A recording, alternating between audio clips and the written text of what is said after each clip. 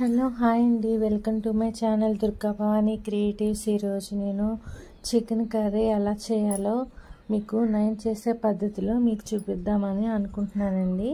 ముందుగా మనం జ్యూసీగా ఈ చికెన్ కర్రీ చూసారా ఎంత బాగుందో. టేస్ట్ అయితే చాలా నెక్స్ట్ లెవెల్లో ఉందండి. ముందుగా మనం ఈ కర్రీ చేసుకోవాలంటే మనం మసాలా ప్రిపరేషన్ చేసుకుందామండి. ఇందులో మనం తడి మసాలా యూస్ చేద్దామండి. తడి మసాలాకి మనం అల్లం వెల్లుల్లి వేసుకుందామండి. వెల్లుల్లి పొట్టుతోనే వేసుకోవచ్చండి, పొట్టుతో ఉంటేనే బాగుంటుంది. ధనియాలు అలాగే జీలకర్ర కూడా కొంచెం వేసుకుందామండి. పొడి మసాలాల కంటే తడి మసాలా చాలా బాగుంటుందండి. మీరు కూడా ఒకసారి ట్రై చేయండి. జీలకర్ర కూడా వేసుకుందామండి. అలాగే ఇందులో కొంచెం అంగుళం అంత దాల్చిన చెక్క కూడా వేసుకుందామండి. అలాగే 2 యాలకులు. నా దగ్గర గసగసాలు లేవండి, మీ దగ్గర ఉంటే కనుక మీరు గసగసాలు వేసుకోండి. నా దగ్గర లేవు, అందుకే నేను స్కిప్ చేస్తానండి. గసగసాలు ఉంటే చికెన్ కర్రీ చాలా బాగుంటుంది. అలాగే లవంగాలు కూడా వేసుకొని వీటన్నిటిని మిక్సీ పెట్టుకుందామండి. ఇవన్నీ మిక్సీ పెట్టుకుని లోపు మనం స్టవ్ వెలిగించి కడాయి పెట్టి అందులో ఆయిల్ వేసి వేడయ్యాక ఆనియన్స్ వేసుకుందామండి. ఆనియన్స్ వేసుకొని దోరగా వేయించుకుందామండి. తడి మసాలా వేసి వండడం చాలా తక్కువైపోయింది. ఇప్పుడు అందరూ ధనియా పౌడర్, జీలకర్ర పౌడరు ఇవి వేసి వండేస్తున్నారండి. కానీ ఎందుకో నాకు మా అమ్మగారి నుంచి అలవాటు అయిపోయిందండి. మా అమ్మగారు ఇప్పుడు తడి మసాలా వేసే వండుతారండి. అలాగే మనం క్లీన్ చేసుకున్న చికెన్ని ఉల్లిపాయలు వేగాక అందులో వేసుకొని బాగా ఆ నీళ్ళు వస్తాయి కదండి, అవన్నీ ఆవిరైపోయే వరకు కూడా మనం ఆ చికెన్ని చక్కగా ఆ నూనెలోనే బాగా వేయించుకున్న తర్వాత మనం వాటర్ వేసుకుందామండి. చూపిస్తాను అది కూడా. ఇదిగోండి, మనం శుభ్రంగా క్లీన్ చేసి పెట్టుకున్న చికెన్ వేసేసుకుందాం. వేసుకొని బాగా మనం ఆ నీచు వాటర్ అంతా ఆవిరైపోయే వరకు వేయించుకుందామండి. గరిట కాలిపోతుంది, అందుకని క్లాత్తో పట్టుకున్నాను. అలాగే కొంచెం అందులో పసుపు వేసుకుందామండి. పసుపు అలాగే మీకు తగినంత ఉప్పు, కారం కూడా వేసుకోండి. నేను కొంచెం వేస్తాను. మేము మా ఇంట్లో స్పైస్ కానీ ఉప్పు కానీ చాలా తక్కువ అండి. అంటే సమానంగా తింటాం, బాగా ఎక్కువేం తినము. మీకు ఎక్కువ తినే వాళ్ళైతే ఎక్కువ వేసుకోండి. సరిపడా ఉప్పు వేసుకుందామండి. ఉప్పు, కారం, పసుపు ఇవన్నీ వేసుకుని బాగా నూనెలో బాగా వేయించామంటే అవన్నీ కూడా ముక్క అబ్జర్వ్ చేసుకుని చాలా బాగుంటుందండి. చాలామంది ఉత్తి ఆయిల్లోనే వేయిస్తారు, అలా కూడా వేయించుకోవచ్చు.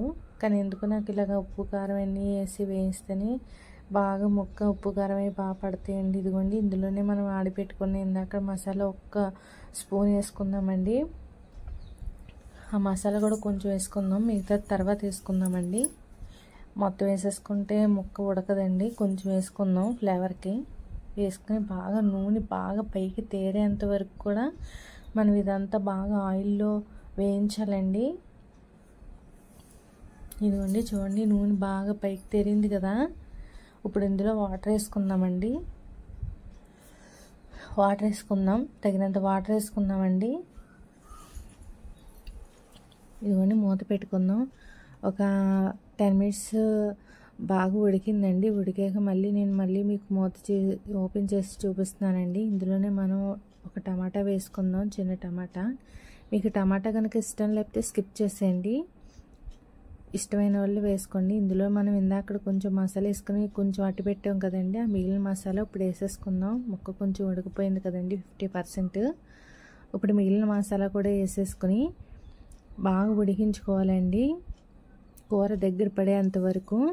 చూసారా ఎంత కలర్ఫుల్గా ఉందో, ఆయిల్ అంతా పైకి ఇప్పుడే తేలిపోయిందండి. చాలా మీకు స్మెల్ రావట్లేదు కానీ ఇల్లంతా మంచి అరోమా వస్తుందండి. నిజంగా వండుతుంటే ఇల్లంతా గుమాయిస్తుంది, చాలా బాగుంది. ఇలాగే మీరు కూడా ఒకసారి ట్రై చేయండి. ఇలా తడి మసాలా వేసేవాళ్ళు ఎంతమంది ఉన్నారో కమెంట్ చేయండి. అలాగే మూత పెట్టుకొని ఒక 15 మినిట్స్ ఉడికించుకుందామండి. ఇదిగోండి, ఫైనల్గా మన ఎమ్మి juicy and chicken curry ready అయిపోయింది.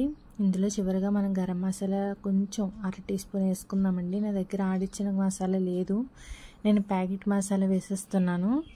మీ దగ్గర ఆడిచ్చి ఉన్నదట్టయితే వేసుకోండి. ఇదిగోండి, అంతేనండి. ఇది గారెల్లోకి చాలా బాగుంటుందండి, రైస్లోకి, బిర్యానీలోకి జ్యూసీగా చాలా బాగుంటుంది. ఇదిగోండి చివరిగా మనం కొత్తిమీర వేసేద్దామండి. ఫైనల్గా మన చికెన్ కర్రీ రెడీ అయిపోయింది. మీకు నచ్చినట్టయితే నా ఛానల్ సబ్స్క్రైబ్ చేయండి, లైక్ చేయండి, షేర్ చేయండి. మీకు ఏమేమి వంటకాలు కావాలో కింద కమెంట్ చేయండి. ఎమ్మి అయిన చికెన్